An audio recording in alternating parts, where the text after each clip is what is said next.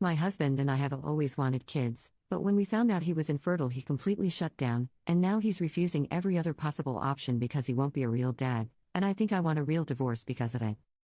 I, 29F, have been with my husband, 29M, for 6 years, married for 3. We both come from family-oriented backgrounds and have always wanted kids. We're financially stable and can provide a child an amazing life. We've officially started trying for a baby in early 2023. After months of nothing, I started to get worried. I wanted to get our fertility checked then, but he said I was being a worry rat, and let's wait a year of trying before we get any testing. A year was in February, and I scheduled our testing then. The results shocked us. We were both ignorant and assumed I was the one with the issue if there was one. I mainly see women talking about being infertile, so it didn't cross our mind it could be something else.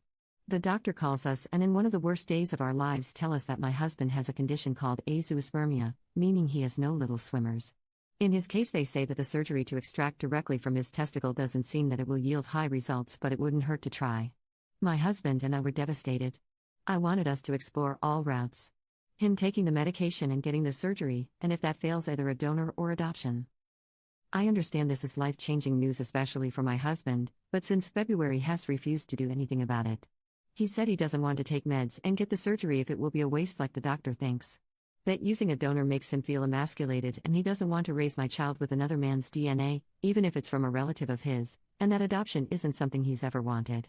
I have no one to talk to about this in real life since he doesn't want his diagnosis out there. It's been affecting me really bad mentally. There's nothing more I want than to be a mom. I begged him to go to therapy and he refuses, saying he accepts it. I'm the one that isn't.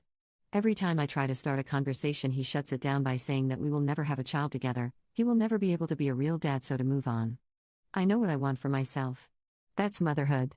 I am willing to go down any avenue to motherhood, but he doesn't want to. I realized this past summer that he's right, we will never have a child together. I had one final conversation with him since he avoids the topic like the plague last night.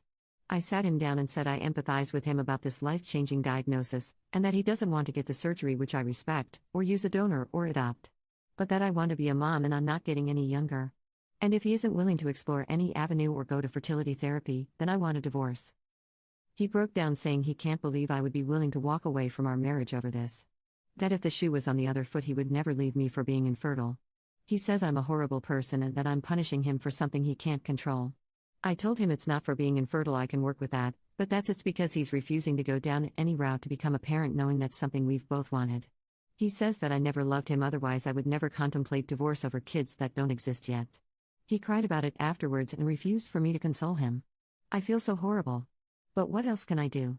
Continue begging him to change his mind or speak to a professional? He only wants bio kids and refuses to do the surgery because it's too much prep, daily vitamins, meds, no hot showers, etc. Ida? Commenter: first off, infertility is a hell of a curveball, and it's clear you're not divorcing him because he's infertile, but because he's essentially slammed the door on all options. That's a big difference. It's not that you're punishing him for something he can't control, you're drawing a line because he's refusing to control what he can. You've got dreams, and he's ghosting them harder than Reddit hides good posts. If he's not willing to roll up his sleeves and fight for your future family, you're not the jerk for wanting to find someone who will. It's time to ask yourself if you should sacrifice your happiness for someone who won't even try. Update, 8 months later. Hello everyone. I posted this last year and received so much amazing feedback that genuinely changed my life. Since no one in my personal knew what was going on, being able to talk about it and get so much amazing advice was great. A lot of the people in the comments opened my eyes up to the possibility that he was refusing the surgery, since that would be the final nail in the coffin. That if it failed, that would be the end, and that could be the reason he was refusing to do anything. I took some time after posting that to do some self-reflection on the whole scenario and to go out the situation differently. We spoke about it extensively, and I told him about how I completely understand his fears in not wanting to do the surgery, but I really want us to try a fertility therapist, and we could just do one session, it didn't have to be a deep commitment. He agreed, and that therapy session went amazing. We both spoke separately and then together, and we did 5 sessions overall. You guys were right. My husband was scared to try anything because he didn't want it to fail. He was pre-rejecting the rejection. He opened up to me about a lot of fears and anxiety about his diagnosis. We deeply connected afterwards and got even closer as a couple. One day I saw vitamins on his dresser and realized he had been taking them without even telling me. I was so happy. We did another analysis and they saw 2 little guys. We were so happy. Then, to my complete and utter surprise, my husband forwards me an email.